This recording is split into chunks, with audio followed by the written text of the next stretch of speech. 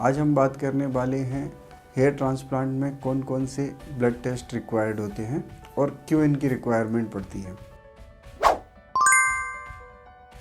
Hello, मैं doctor Ankit Kumar Jain, dermatologist and hair transplant surgeon.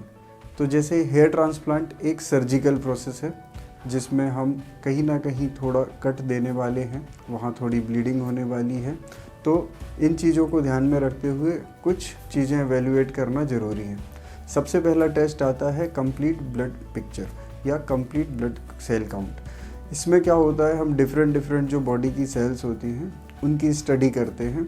इसमें हम आपका आरबीसी काउंट देखते हैं, डब्ल्यूबीसी काउंट देखते हैं, हीमोग्लोबिन लेवल देखते हैं, डिफरेंट सेल्स के काउंट्स देखते हैं। इसका मेन मकसद होता है कि आपके शरीर में खून की कमी तो नहीं है, ये एवेल्युएट करना, और दूसरा आपके शरीर में कोई इन्फेक्शन नहीं हो रहा है, ये एवेल्युएट करना। तो हीमोग्लोबिन लेवल कम है तो मतलब आपके शरीर में खून की कमी है, तो वहाँ वुंड हीलिंग डिले होगी, आपको रिकवरी में टाइम ज़्यादा लगेगा, कमजोरी आ सकती है। तो वहाँ पे पहले आपका हीमोग्लोबिन करेक्ट किया जाएगा, पहले आपको आयरन सप्लीमेंट्स दिए जाएंगे, उसके बाद ट्रांसप्लांट प्लान किया जाएगा। ऐसे ही अगर बॉडी में डब्ल्यूबीसी काउंट्स या न्यूट्रोफिल्स बढ़े हुए हैं या लिम्फोसाइट रेज्ड हैं तो वो इंडिकेट करते हैं कि कुछ इन्फेक्शन बॉडी में चल रहा है। तो पहले उसको क्योर किया जाता है। जब आप इन्फेक्शन से फ्री हो जाते हैं तब फिर ट्रांसप्लांट प्लान किया जाता है। दूसरा इम्पॉर्टेंट टेस्ट होता है शुगर लेवल।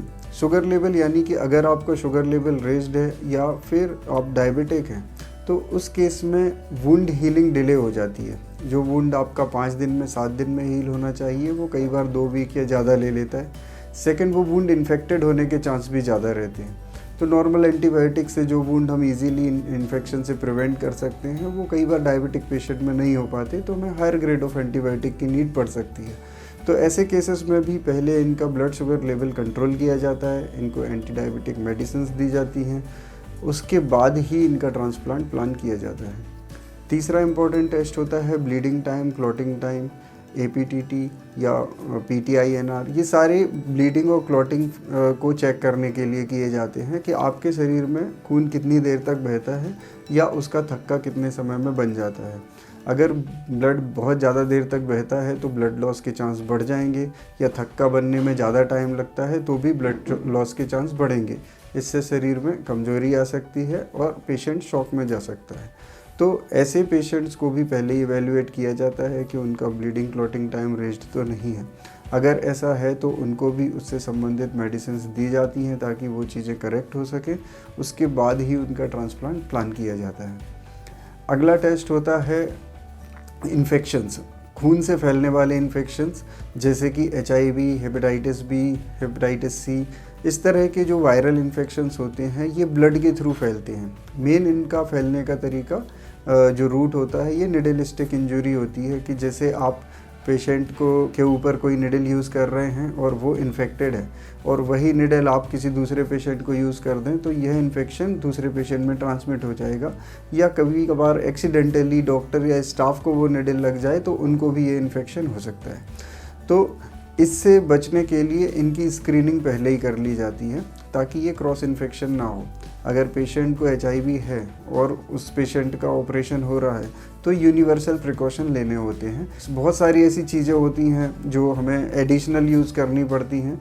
उसके बाद जो भी इंस्ट्रूमेंटेशन यूज़ होते हैं वो सारे डिस्पोजेबल होते हैं, उनको हमें डिस्पोज करना होता है। क्योंकि अगर आप बिना स्क्रीन किए किसी को HIV पेशेंट को ऑपरेट कर देते हो और उसके बाद आप दूसरे पेशेंट्स को ऑपरेट करते हो तो कहीं ना कहीं कंटामिनेशन का रिस्क है और उसके बाद उस क्लिनिक से बहुत सारे पेशेंट्स को HIV होने का खतरा है।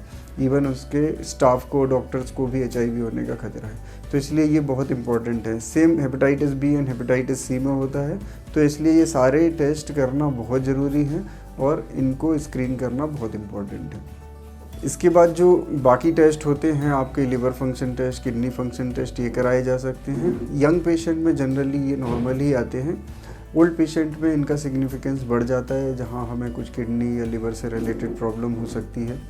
इसके बाद हम ECG और एक्सरे कर सकते हैं।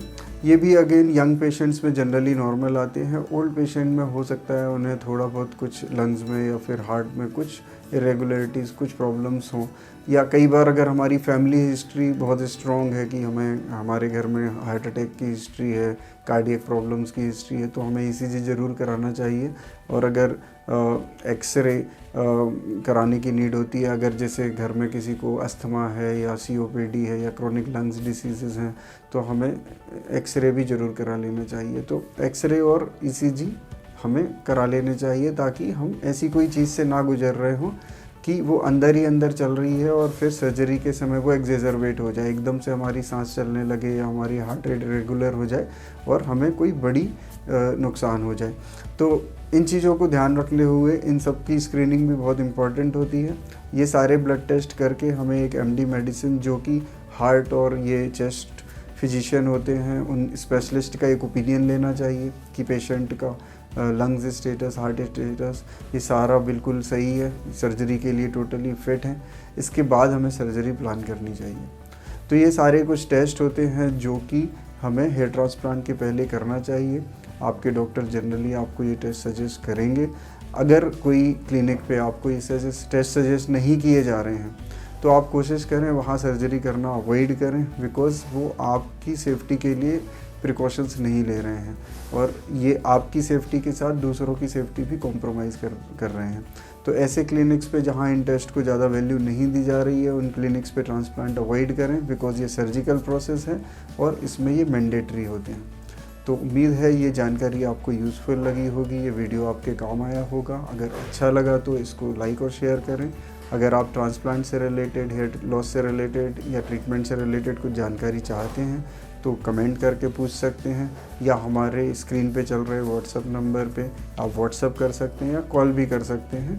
इस पे हम आपको जल्द से जल्द रिप्लाई करने की कोशिश करेंगे। और आप कमेंट करके आप पूछ सकते हैं किसी और स्पेसिफिक जानकारी पे आपको डिटेल वीडियो चाहिए तो हम उसको भी बनाने की पूरी कोशिश करेंगे। Thank you.